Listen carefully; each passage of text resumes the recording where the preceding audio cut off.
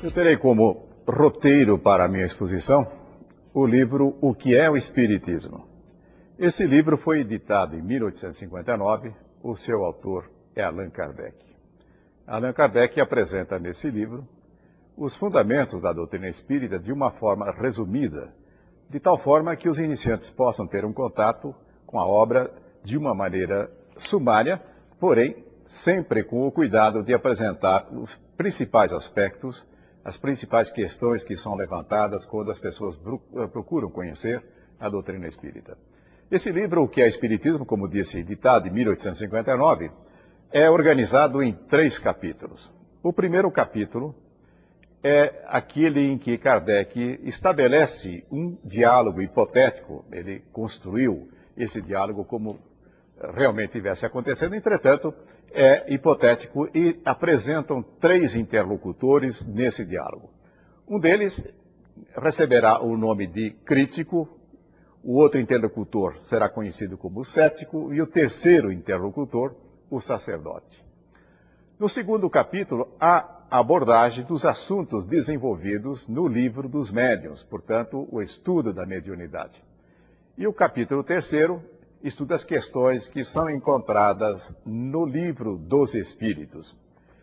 O que eu vou abordar é o diálogo mantido por Allan Kardec com o visitante que recebeu a denominação do crítico. Antes, em todo caso, eu vou considerar aqui a resposta que Kardec dá à pergunta que serve também como título ao livro, o que é o Espiritismo. Vamos ver, portanto, nas palavras de Kardec, o que devemos considerar como sendo o Espiritismo. Ele esclarece: o Espiritismo é ao mesmo tempo ciência experimental e doutrina filosófica. Como ciência prática, tem a sua essência nas relações que se podem estabelecer com os espíritos. Como filosofia, compreende todas as consequências morais decorrentes dessas relações. Pode ser definido assim: o Espiritismo é uma ciência que trata da natureza, origem e destino dos espíritos, bem como de suas relações com o mundo corporal. Muitos afirmam ser a doutrina espírita filosofia, ciência e religião.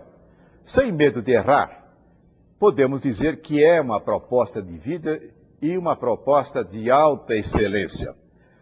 A religião, ou as consequências morais da filosofia e da ciência espírita, têm apoio na moral cristã. E, portanto, então, nós estamos diante de algo muito diferente do que quando nós consideramos o nascedouros das demais religiões.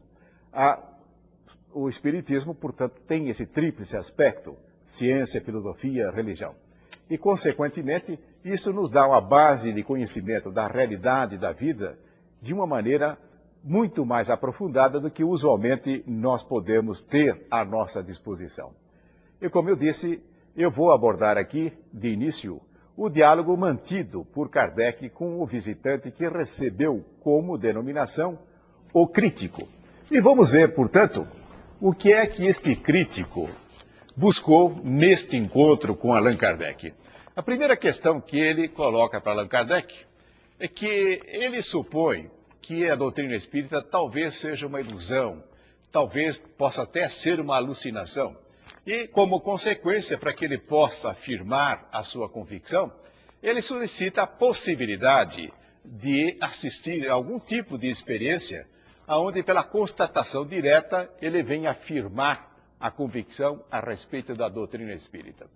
Ora, esse tipo de experiência que o crítico está solicitando, como nós vamos designá-la? É aquilo que nós conhecemos como sendo o fenômeno das mesas girantes. Foi assim que, inclusive, Kardec teve o seu primeiro contato com a doutrina espírita, quando convidado a participar de reuniões que se multiplicaram naquela ocasião pela Europa toda. Diga-se de passagem, inclusive, esse fenômeno das mesas girantes teve até a sua origem no continente americano, sendo transplantado posteriormente para Paris e, consequentemente, pela Europa como um todo. E, nessa época, o que se usava na sociedade parisiense é reunirem-se em torno dessa mesa, muito mais por uma diversão do que com um propósito de daí tirar algumas consequências a respeito da elaboração de uma doutrina que, no final, acaba acontecendo. Porém, quando o crítico faz esta solicitação, Kardec pondera de que provavelmente assistir uma demonstração como a das mesas girantes ou qualquer outro fenômeno que pudesse ser objeto de observação, pode não ser o procedimento mais adequado sem que haja uma compreensão exata do que está acontecendo. Consequentemente, o que ele apresenta a Kardec como alternativa é de que busque-se, através do estudo sistemático, conhecer o próprio desenvolvimento do fenômeno e, posteriormente, quem sabe, então haveria um maior proveito no sentido de haver vamos dizer assim, um entendimento daquilo que está acontecendo. Então, Kardec enfatiza com muita propriedade que não basta apenas nós termos a possibilidade de termos um contato com um determinado fenômeno sem que tenhamos alguma base, e base sólida, para a compreensão do fenômeno. Se fôssemos visitar um laboratório de física ou de química e solicitássemos que nos apresentassem experiências de natureza física e química sem que tenhamos nenhum tipo de conhecimento a respeito do fundamento dessa ciência, da física, da química ou mesmo da biologia, nós vamos ter dificuldade para entender, de acompanhar as experiências que venham a ser realizadas. Então, portanto, a construção de uma convicção prévia é condição necessária para que o aproveitamento das experiências sejam de fato adequadas, sejam produtivas. E nesse encontro de Kardec com o crítico pondera que, na medida em que Kardec conseguir convencê-lo, isto pode favorecer com que venha a haver uma maior quantidade de pessoas interessadas em seguir a doutrina espírita. O crítico, portanto, está fazendo uma proposta no sentido de haver um interesse em conseguir construir seguidores, portanto, exercer aquilo que nós conhecemos como proselitismo. Ora, a doutrina espírita não tem esse propósito. Kardec, inclusive, esclarece que já temos muito trabalho e é necessário uma dedicação plena no sentido de levar o conhecimento para aqueles que estão interessados, para aqueles que estão abertos para receber o conhecimento espírita. E por que se ocupar, portanto, de uma forma preferencial para aqueles que buscam contestar, por aqueles que têm uma dificuldade em entender, não porque essa dificuldade é no sentido de ser superada para levá-lo ao entendimento. Na maior parte das vezes, essa dificuldade está exatamente na posição crítica, destrutiva, que muitas vezes as pessoas acabam adotando em relação a qualquer campo do conhecimento. Então, esse é um ponto fundamental em relação ao Espiritismo. O Espiritismo está realmente à disposição e aqueles que detêm conhecimento dentro da doutrina espírita se dispõem a oferecer esse conhecimento para aqueles que realmente estejam buscando se esclarecer e que veem no Espiritismo, quem sabe, uma possibilidade de enriquecer a sua vida, de enriquecer o entendimento de como é que as coisas se processam à sua volta, envolvendo a família, envolvendo a nossa participação na sociedade, o próprio entendimento do que representa esta realidade fantástica que é o planeta em que nós vivemos, o universo em que nós estamos inseridos.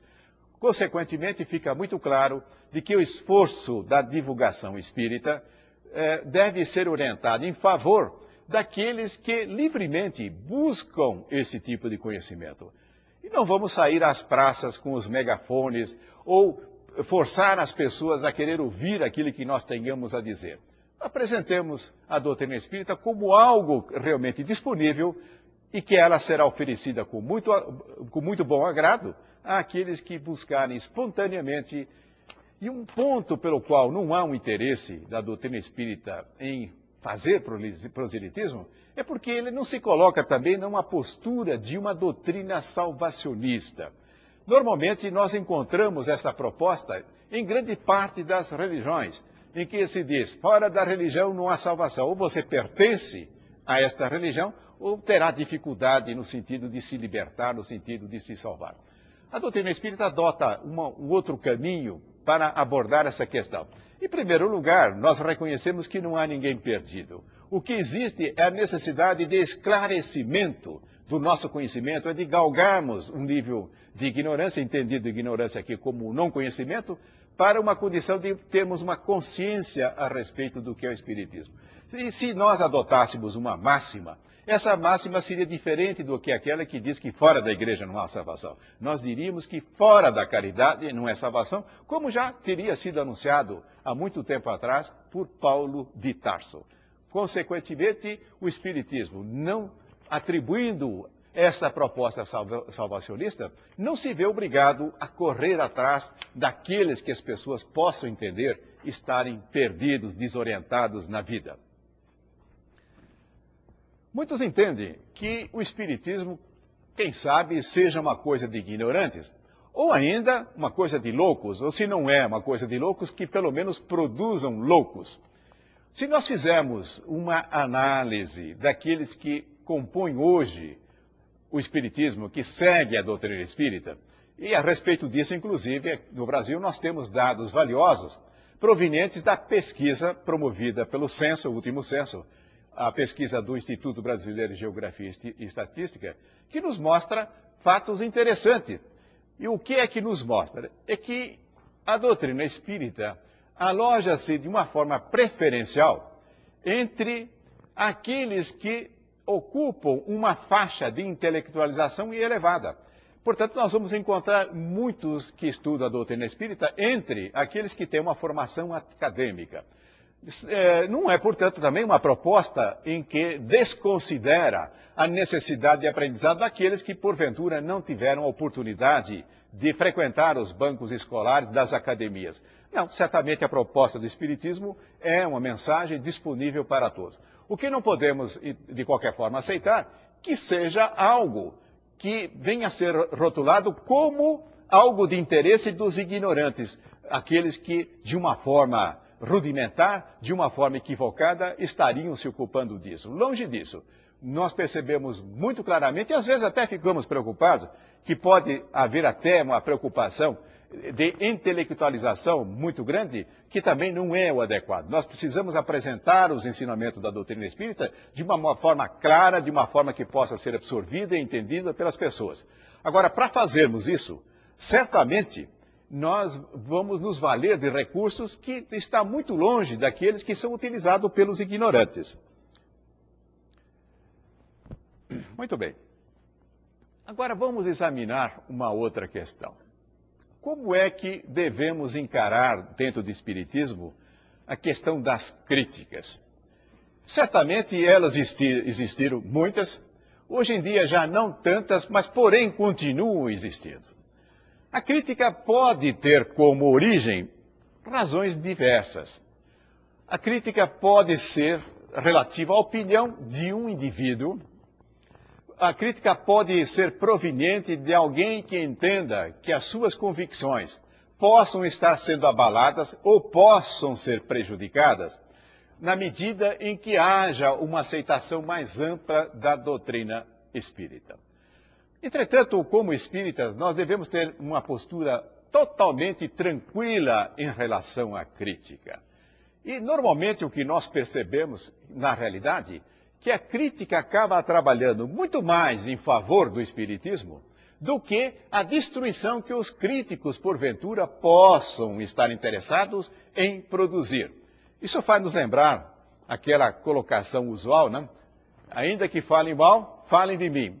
Exatamente, nós não estamos propondo isso. Nós gostaríamos imensamente que todos falassem muito bem da doutrina espírita.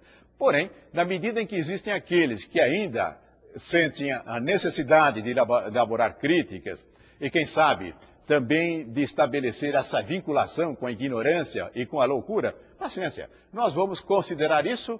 E o que nós percebemos é que toda vez em que alguém evidencia o espiritismo através de uma crítica, longe de afastar o interesse, acaba criando uma fatia de interesse ainda maior. Muitos outros chegam através dos livros, através da frequência às palestras que são realizadas, através daquilo que é apresentado hoje pela mídia, pela televisão, pelo rádio, e vem no sentido de verificar, será que de fato aquela colocação daquela pessoa é essa?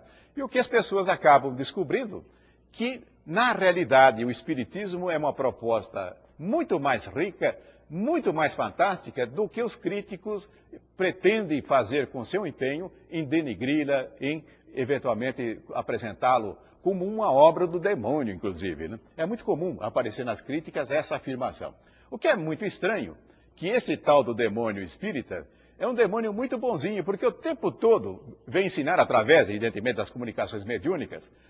O demônio aí da história é que normalmente se atribui às comunicações mediúnicas como sendo uma comunicação do demônio.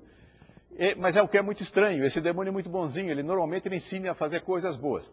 Agora, o que é curioso também, que as comunicações mediúnicas acontecem também em outros setores, mesmo daqueles que dizem que a comunicação espírita é produto demoníaca. Só que lá há um esclarecimento, eles dizem que não, aqui quem se comunica é o Espírito Santo, lá no centro espírita quem se comunica é o demônio. Ora, para nós sabermos de quem está se comunicando, nós somos suficientemente adultos e competentes para analisar o conteúdo das mensagens, para considerar as recomendações. Mas aí normalmente se apresenta, mas o diabo tem artimanhas no sentido de, usando estas colocações, trazerem as pessoas para o seu rebanho. Mas eu pergunto, será que o espírita está totalmente desprotegido diante da bondade e da justiça de Deus, em que um poder como este estaria levando de rodão tantas pessoas para a perdição? Ora, eu tenho a impressão de que realmente não é obra demoníaca, não produz loucos, pelo contrário, no capítulo da loucura, nós percebemos que as terapias conduzidas segundo o enfoque espírita, têm contribuído para uma recuperação muito maior do que as terapias convencionais. Muito bem, então é dessa forma que nós temos que considerar as críticas, com muita tranquilidade, e na maior parte das vezes o que nós percebemos é que acaba havendo uma construção em favor do espiritismo. Então notem, o crítico nesta primeira intervenção com Allan Kardec estava muito interessado em buscar através da experimentação a construção da sua convicção a respeito do espiritismo. A pergunta que se faz, se esta atitude era apenas presente lá em 1859, quando houve esse diálogo, quando foi escrito esse diálogo, ou se ainda é algo que se busca nos dias de hoje.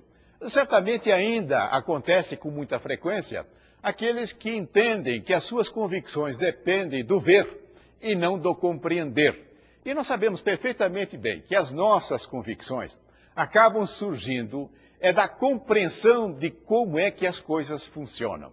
Se nós apresentássemos a alguém um interruptor de eletricidade, dizendo, olha aqui o fenômeno, eu aperto aqui e apaga a lâmpada ali, supondo que essa pessoa nunca tivesse visto um fenômeno dessa natureza, ela simplesmente iria aceitar isso? Certamente não. Agora, se nós explicarmos que há um fio que liga aquele interruptor à lâmpada, que por esse fio corre a eletricidade, e dermos, portanto, todas as informações para se compreender o processo, a pessoa vai se convencer.